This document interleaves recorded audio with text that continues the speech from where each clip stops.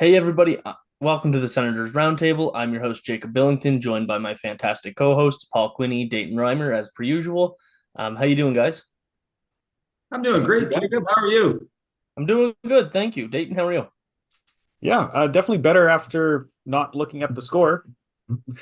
Worse after. Yeah, so we're recording this right after Ottawa lost 7-4 to the Colorado Avalanche. I guess we can just kind of dive right into that and just if there's anything notable that came out of the game that you want to talk about.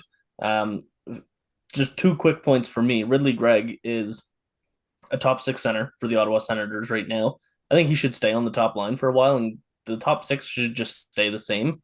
And once Pinto and Norris are back in the lineup, I think you go Norris on the wing, Pinto at center, and then Joseph on the right wing on the third line or something like that. But I think moving Norris to the wing right now makes sense, especially with Pinto coming back. What do you guys think? Oh, for sure. Yeah, Greg's I mean he's got all the character on that team. You Yeah, know, you need him on your top six. He's earned that spot. yeah, I just wish some of them could rub off on the other players. yeah. They seem like they're in a coma, some of Yeah. them. Yeah, no.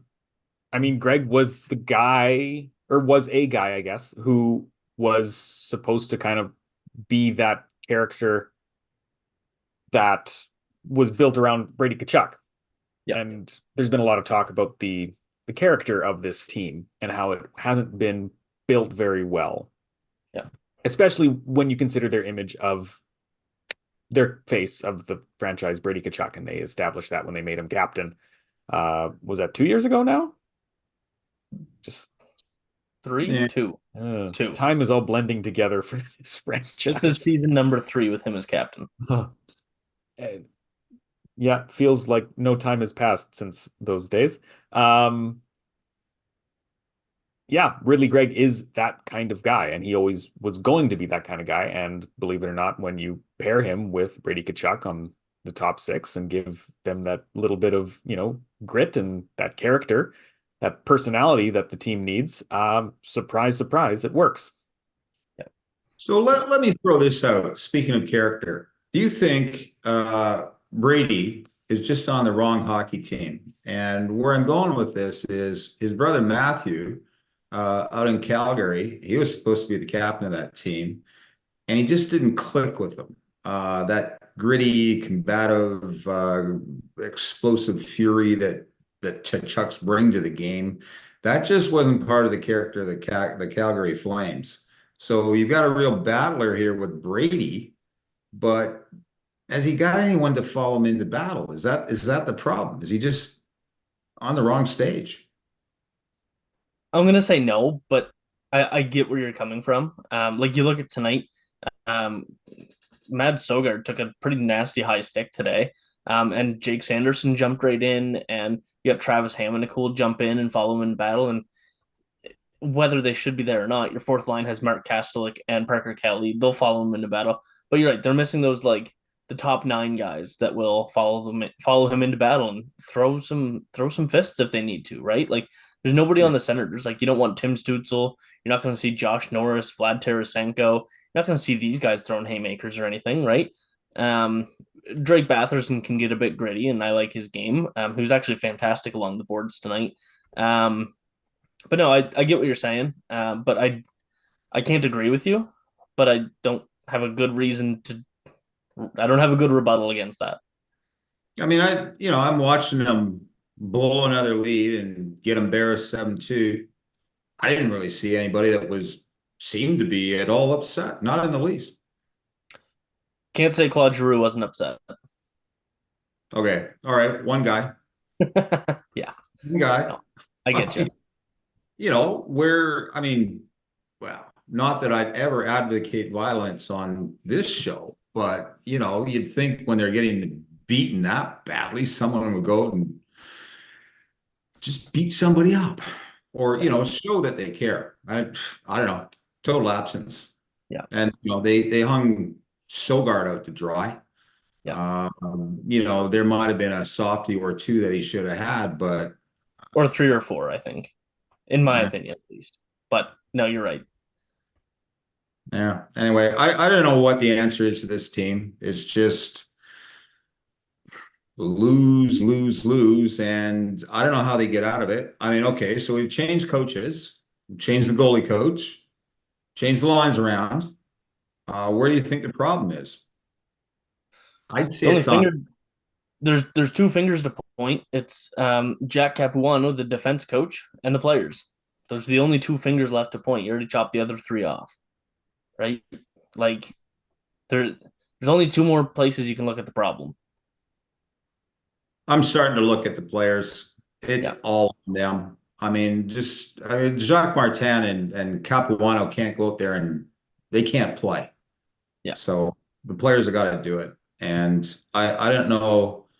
I don't know how you get out of this. I mean, what, have another meeting? I'm assuming they've had meetings, but it just doesn't look like they're on any trajectory back to respectability.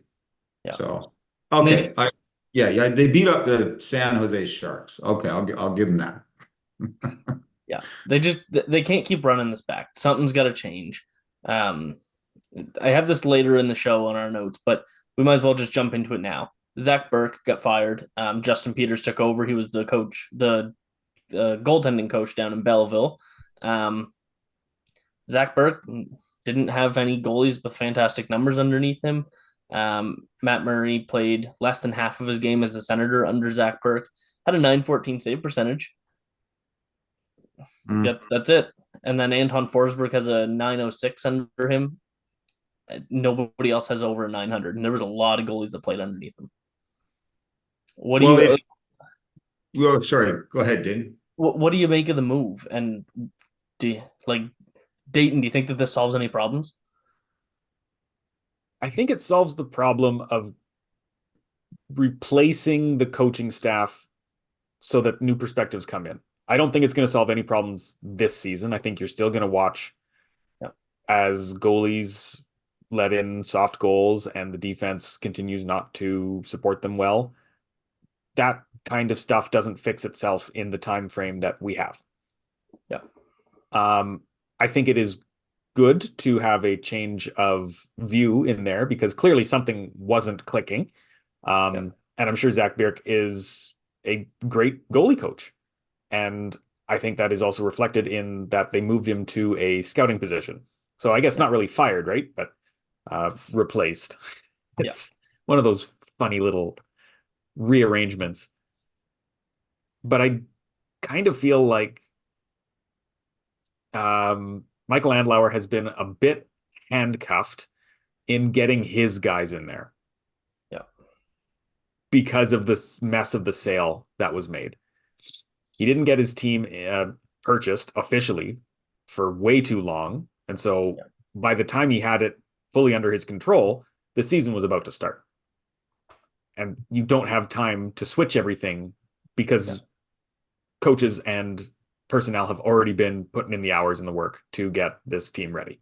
Yeah. I think if he had it earlier, the coach would have been gone, the GM would have been gone, the coaching staff would have been changed, and you probably would have seen some scouts and upper management be replaced. Because that's what new owners and new GMs do, is they bring in their own guys. Yeah. It happens every single time, and whether it's deserved or not is outside of the question. You want your own guys who see your vision.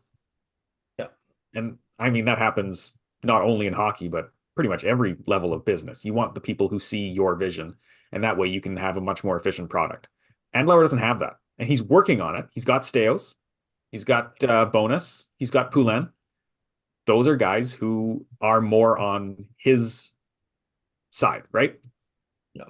And now you got Justin Peters in there, and that's probably another one of his guys, right? Yeah. They have been looking for extra staff and extra coaching to move this team forward. I don't think Jacques Martin is one of his guys. So he's not a long-term solution. Right. Alfie kind of has to be one of his guys. And so maybe that's a work in progress. Yeah. You can't own the Ottawa Senators and pretend Alfredson is not there. Yeah. He has to be there. And I think it's great to see him behind the bench. Yeah. Yeah. So Yeah, that's a very long way of answering your question. Yeah, I think this change is good. I don't think we'll see any change though. yeah. Good on paper. Not going to see the results though. I agree. Um, yeah, there's not a ton to talk about with it because like you said, like you're not going to see results overnight. It's not like he comes in and draws something on the whiteboard and says, "All right, Jonas Corposalo, you are now Connor Hellebuck." Right? Like that's not how goalie coaches work. Takes them months to kind of get in the head of the goalies that they're working with and get to know them. Obviously, he's going to know Matt Sogard because he was in Belleville. But Anton Forsberg and Jonas Corposalo probably never had a conversation with them. There's no rapport there. Um, he's got to get to know them. He has to know how to get them mentally ready, what they need, right? Yeah. And if I don't know if either of you two have done therapy or anything of such, but on your first therapy session, does your therapist know everything about you and tell you how to solve your problems? No, it takes a long time. Okay. It's a process. Wow, we're talking about a process with the Ottawa Senators again. Look at us. I do like Peters coming in though, because have you seen the numbers for the guys in Belleville? Like they're Yeah. pretty solid. Sogard has a decent career after a couple of seasons there. Right, the first few were iffy. Levi Merlainen comes in and just steals the show. Yeah. He's someone to watch. He can't Yeah. not win. I don't know. There's That's a sneaky good draft steal, I think. I think so. Um, Mendelise, he does great every time. Is it Mendelise or Mendeleze? Mandalese. Mendelise. Yeah. I got them both confused. It's fantastic to be dyslexic, eh? Yeah, no, I think it's a good change. I think it's a move for the future, and I think it also signals that maybe Forsberg and Korpisalo have a pretty short leash now. Yeah. I think so. One quick question. Could be a one-word answer if that's all you have to give. Do you even think about Elvis Merzlikins right now? Sometimes. Paul, would you even laugh at the fact that or a suggestion that Elvis Merzlikins might fit in Ottawa? Would you even entertain that at all?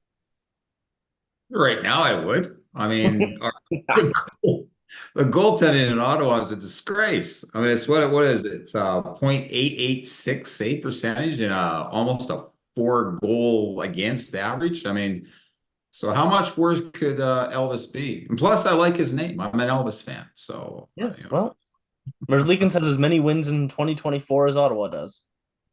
Well, and did you see? I mean, he's ripe for a change. He corked off in an interview. I think it was yesterday, Yeah. and so I don't know. Maybe something can be worked out, but no, I agree. My take on that goalie coaching change is it's PR. They had to do something. So put anybody with a pulse in there. Your problem here is you got lousy goaltenders. You somehow, I don't know how, but you got to get rid of them and you got to get better ones. Yeah. That's, sure, they stand on their head and make fantastic saves until they let in a goal that I could stop on the next shot. I mean, Yeah. you got to get them out of there. Consistency is the biggest issue. Yeah. See, I don't think that the goalies are the problem, though. I don't think we have bad goalies, I don't think the Senators have bad goalies. We've seen Forsberg play very well. We've seen Korpisalo play very well. Maybe they're not the most consistent guys, but they're not as bad as we've been watching them. Yeah. There is a broken connection with this team, and it really reminds me, and I hate to make this comparison, but I'm going to do it anyways, of a previous Buffalo Sabres team where people would come in and hate to play hockey, and they kept losing because nobody had fun. Yeah. You see, like Ryan O'Reilly, is he a Hart winner or Conn Smythe? Conn Smythe? Thank you. Yeah. A national trophy winner, could barely put anything together with Buffalo because he was miserable. Yep. And I think you can see it out on the ice. These guys are miserable. They don't want to be there. They want to be in Ottawa. Sure. I think this team has a lot of great connections. They want to be a team, but they don't want to be playing hockey, because this is what happens every time. One bad goal gets in and everyone's like, well, we've lost, and then they lose. So yeah, there is something, you need to bring somebody in, and somebody who has a big voice, which makes me think of a couple of names of guys that could move and could come in. And I don't know if we want to talk about that now or save it for later, but yeah. Well, we'll get into that. But like sure. with the comparison you made with Buffalo, and it's not like when you look at Ottawa, they acquired Alex DeBrincat for a year, and he wanted to go play in his hometown. Sure, that's different. Buffalo had these guys. They had Sam Reinhart. Look at Sam Reinhart this year. He wanted out. Jack Eichel, he wanted out. Maybe for a different reason than just the on ice product. But Jack Eichel wanted out. He didn't want to play hockey in Buffalo. Ryan O'Reilly. Like, there's so many star players, right? Like, it's ridiculous. And two of those players, that of the three that I just mentioned, have won a Stanley Cup, and one went to the finals last year. Good players won out of bad teams. Did you read that article, though, or the comments by Michael Del Zotto Yes. about the Ottawa organization? So Yeah. maybe there's something to it, but he just said they were B grade in terms of the way they treated their players. And yeah, it didn't sound like a lot of fun to me. Lousy food, I guess. Well, I respect what he has to say. It was during COVID, and he was in Belleville. I don't know. Belleville's a lovely city in the spring. You should. Yeah. All right, let's talk some trades. Jakob Chychrun's name has been thrown into the mix quite a bit over the past 3 days or so. Should trading him even be a consideration? There was some suggestion that he might not fit in the locker room, which I think is bogus. There was some talk about how it might not work long term. Bruce Garriock said today that the Senators and Chychrun's agent said that they're committed to trying to make this work long term. They're still taking calls. You're going to take calls on anybody. But like I think I said this last week, you're always going to answer the phone, even if somebody says, how about Tim Stützle? What if you're offering Connor McDavid, right? Like, you're always going to listen to a call. But they're really listening to offers on Chychrun, but they're not trying to kick him out the door, right? It's more so just, yeah, I mean, for the right price, whatever, right? So I don't know. Would either of you consider trading him off of this team right now at this trade deadline? We'll start with you on this one, Dayton. I think if you are not named Tim Stützle, Brady Tkachuk, or Jake Sanderson, you are available. And that is the state of this team right now. However, I don't like the idea of trading Chychrun because, first, Senators paid a lot to get him. Yep. That was a big trade. And giving up on that so soon is just another feather in the hat of a bad Dorian move. And this one isn't even Dorian's fault because it'll be Steos dumping him, right? And sure, you can there's a separation there, but it's not. It's still the Senators, and it's still another failed trade because you're not going to get the return back that you want. Right. But no, where are my thoughts? Oh no. I lost it. So yeah, I don't like the idea of trading him because of the price and because that he's been really good. Respectfully or comparatively on this team. Yes. Nobody's been good. But Chychrun has been one of the few bright spots on this team on a more consistent basis. I think there's some concerns over defensive impact, but apart from that, he's been solid. He's been exactly as advertised coming into this team.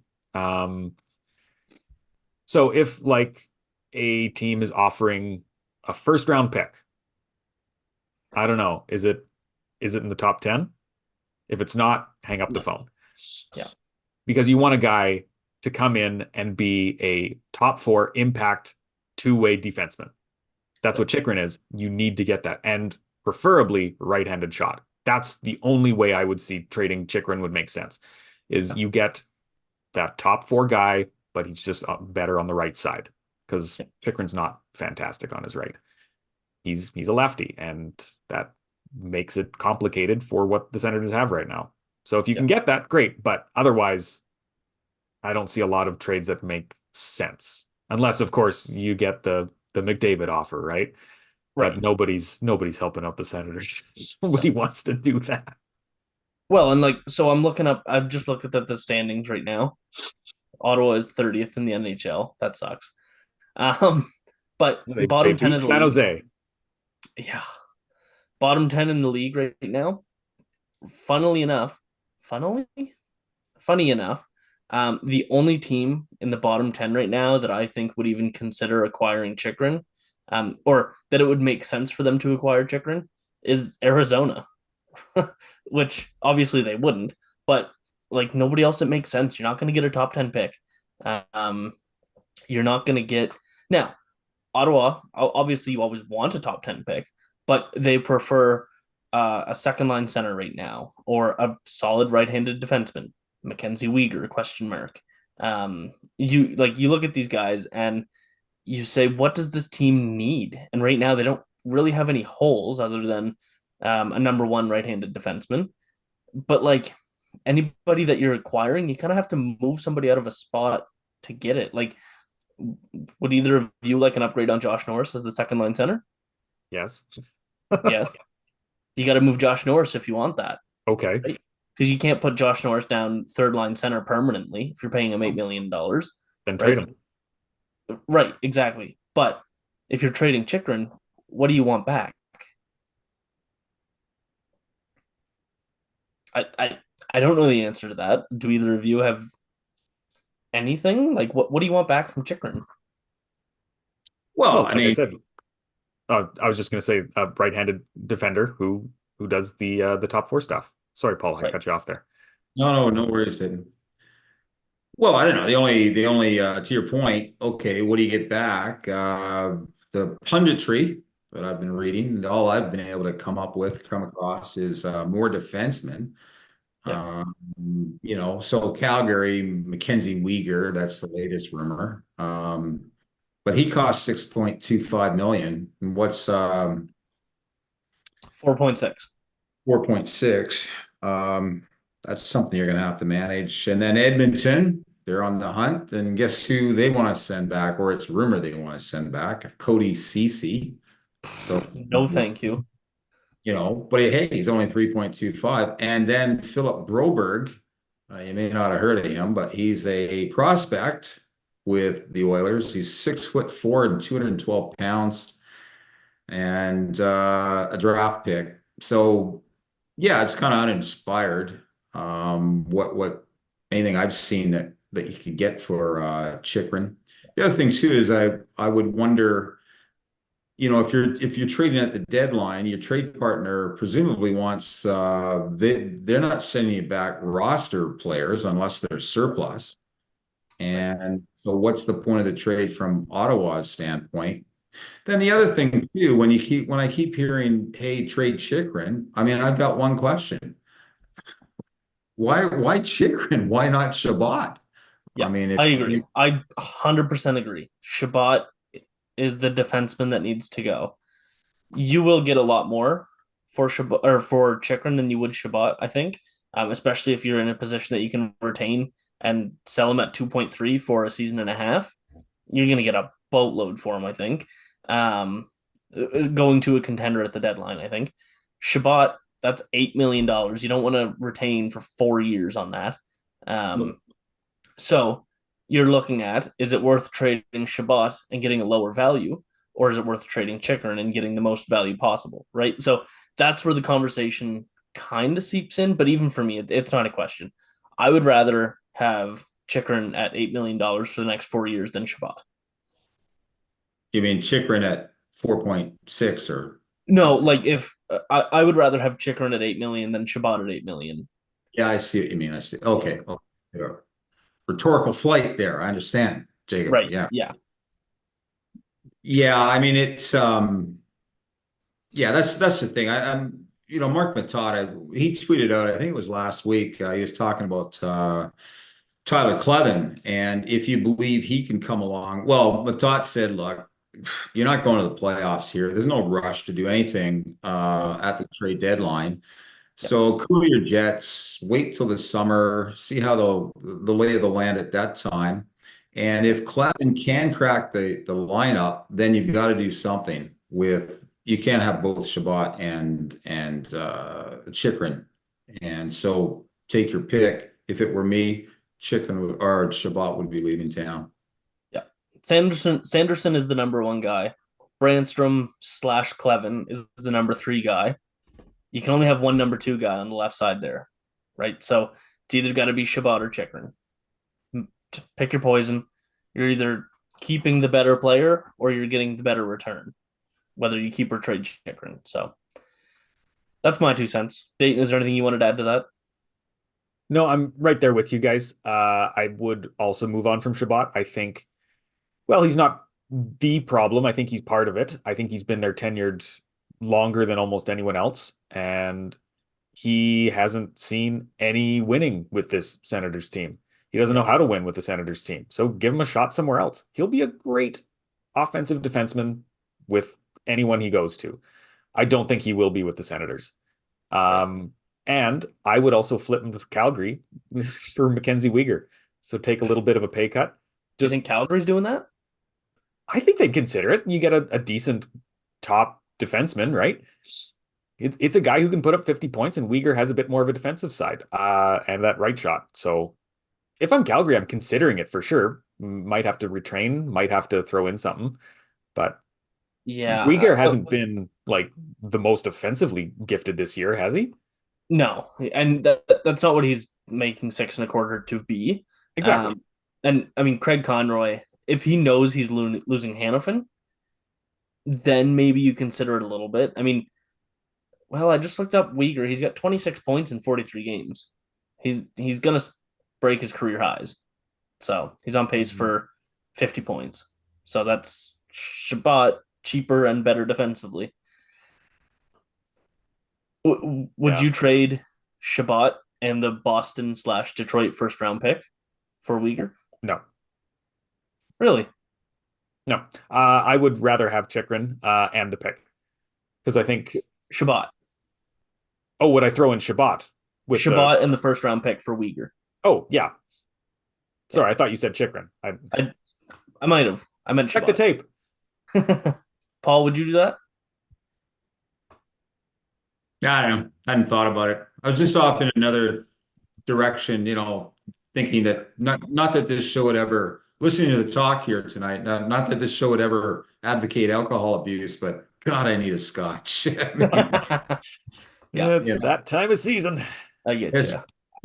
I'd like to hear from some Flames fans on that. And even I hate talking about trading Chabot because he's the guy that committed to this team, right? Like he was the first one to sign that contract, the 8x8, right? And he was kind of the first up and coming player through the rebuild and through the terrible years. He's been here the whole time. I feel so bad talking about time to trade this guy. We need to move on. He's a detriment to the team. But it's reality, right? Like it just makes the most sense right now, and it's a business. It's not all about hugs and kisses. Exactly. It comes back to it's a business, and if you're going to build a winning team, you can't have sentimentality weigh in. And sentimentality had to go out when DJ Smith left. Yeah. That's the guy. That was the nice guy. Nice time is over. It's time to get down to business. And it reminds me of that Tortorella quote, right? Matt Boldy got scratched against his hometown playing with the Flyers, or Bobby Brink. Sorry, not Matt. Bobby Brink, yes. And Torts said it pretty plainly. It's a business, and I don't enjoy scratching him from his front of his family, but he's not playing tonight. He can't play tonight. Yeah, because he wasn't good enough or whatever. Right? Could have been a million reasons. For whatever reason, he wasn't playing tonight, and that's how it goes. And I think, Chabot was the one who committed 8x8. He was the first to get this, let's commit to it. Yeah. Then why hasn't it changed? You're the first out the door then. I would compare scratching Bobby Brink to if DJ or Jacques Martin scratched Ridley Gregg, which would be absurd, right? If he wasn't playing well, sure, he deserves it. We can't even see a game with Travis Hamonic scratched. Like something's got to change here. I don't know what it is. Yeah. Yeah, I don't know. We're gonna take a quick break here, and we'll come back and we'll talk about Vladimir Tarasenko. All right, and we're back. So we're gonna talk about Vlad Tarasenko. Um, kind of some reports about him coming out. Nothing crazy, nothing groundbreaking.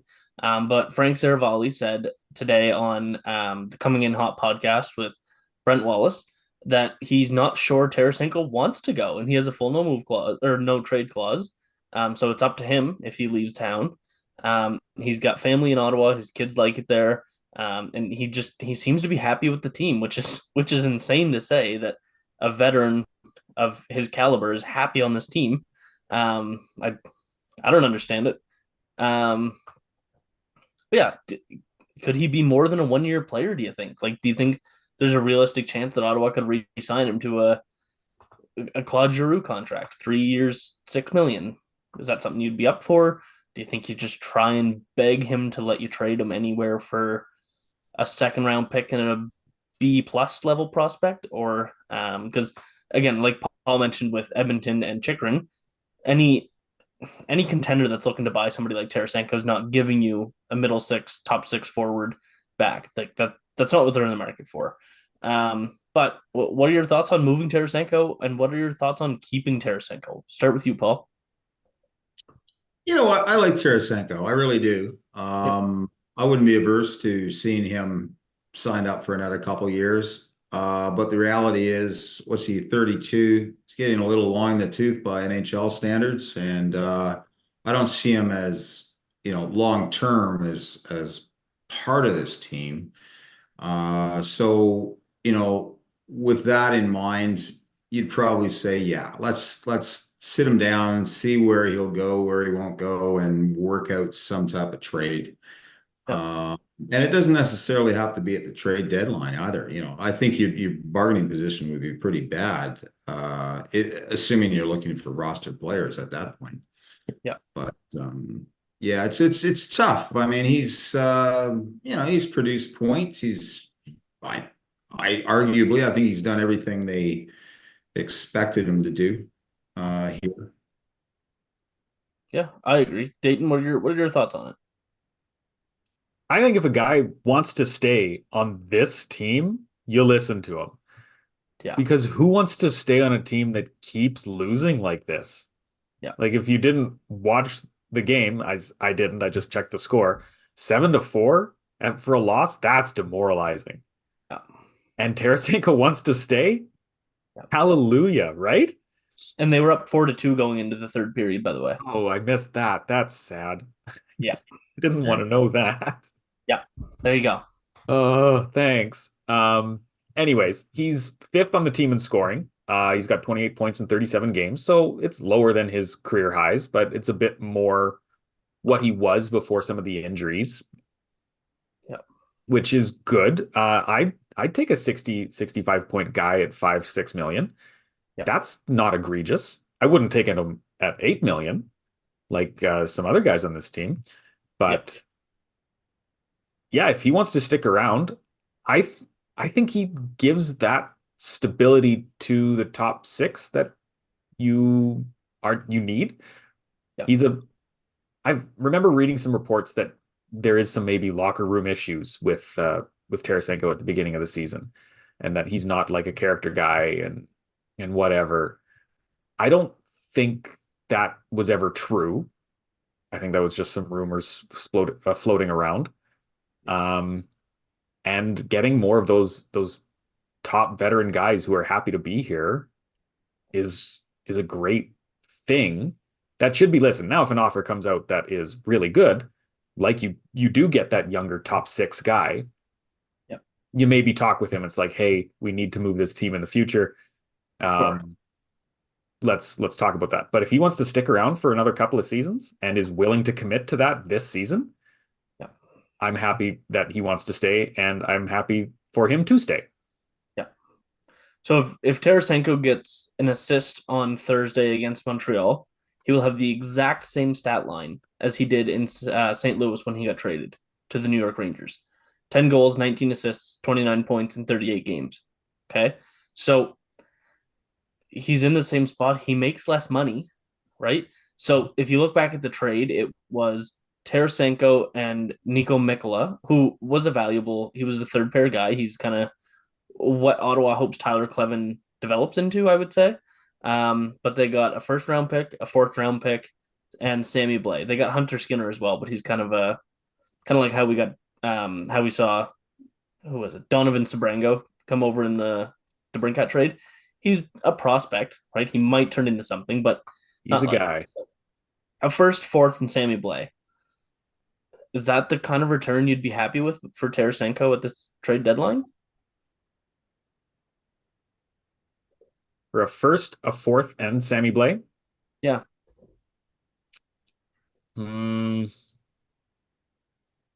At this point, I'd be upset if the Senators got only draft capital and not much else. Okay. That's fair. And you can trade draft picks though. That's You can, and maybe those are more valuable. But I don't know.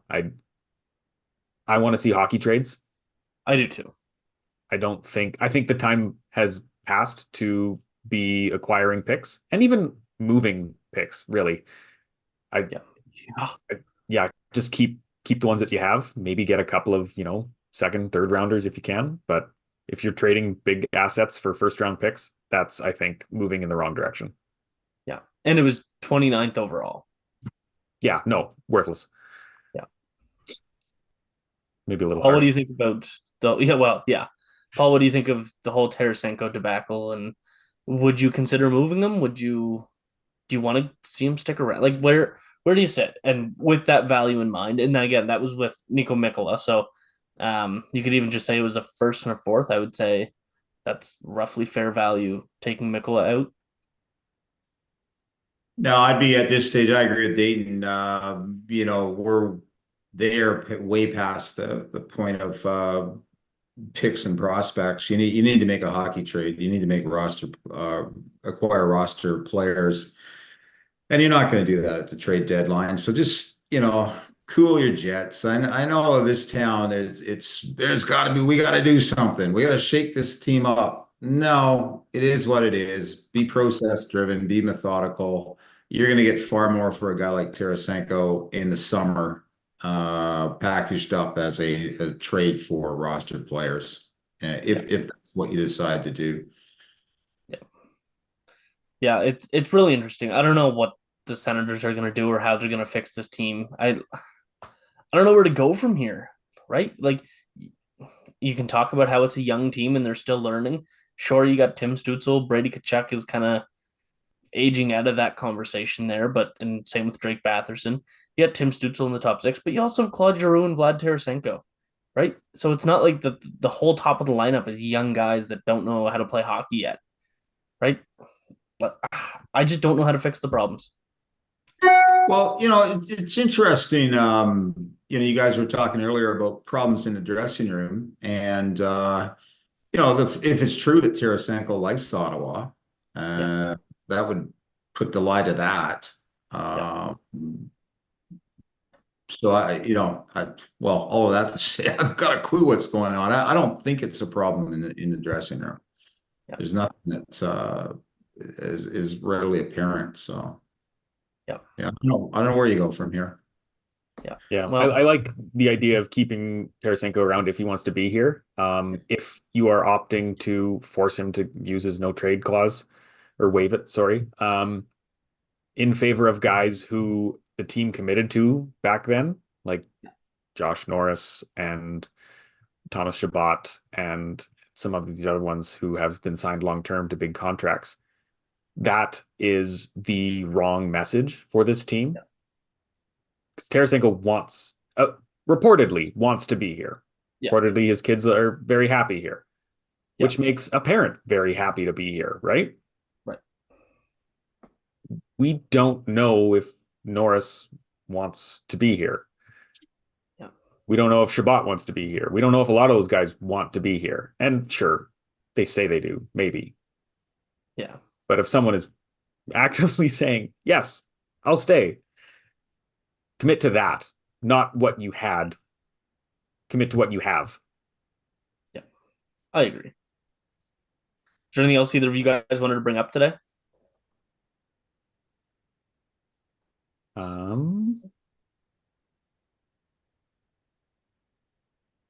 No, I want to get to my scotch. Yeah, Right. no, I can't think of anything. It's a tough one. It's a gloomy time to be watching the Senators. It's tough. I'd like to record an episode while the Senators are on a 6-7 game win streak and talk about how great everything is doing. Because I don't like talking about the negative stuff, like having to trade Chabot, talking about trading Chychrun, who you just spent a first and 2 seconds on, or trading Josh Norris. I don't like that. But here we are. Just maybe shine a light on this. We were talking today in the dressing room. I think the Senators have got $12,000 in cap space. Yeah. $12,000. And what are they? 30th in the league? 31st? Yeah. How the hell do you spend to the cap and get this kind of result? It is beyond me. Have there been in similar situations? I can't think. What was that, sorry? Have there been similar other teams that have basically been bottom dwellers yet spent to the cap? No. Not really. It has been with in like the same, like I can imagine that a cap team kind of left their competitive door or window and then was bad, but still Like had the all their old Washington Capitals contracts. right now. Yeah. They're up against the cap, but that's because that they've been good for so long. They're coming back down right now. Yeah. Montreal, but can you count that because they have Carey Price? Yeah. No. Ottawa is uniquely bad. Yeah. It all comes back to the same team who spent all that money on Colin White. And a second round pick on Derek Stepan. Yeah. All right. That'll wrap things up for today. Thanks everybody for checking things out. Let us know what you think about trading Chabot or Chychrun, or what your thoughts are on Tarasenko, how you fix this team moving forward. If you have the answers, I can probably find Michael Andlauer's email for you. I don't even know at this point. So let us know what your thoughts are on kind of all these topics that we talked about. And we'll see you next week. Thanks for tuning in.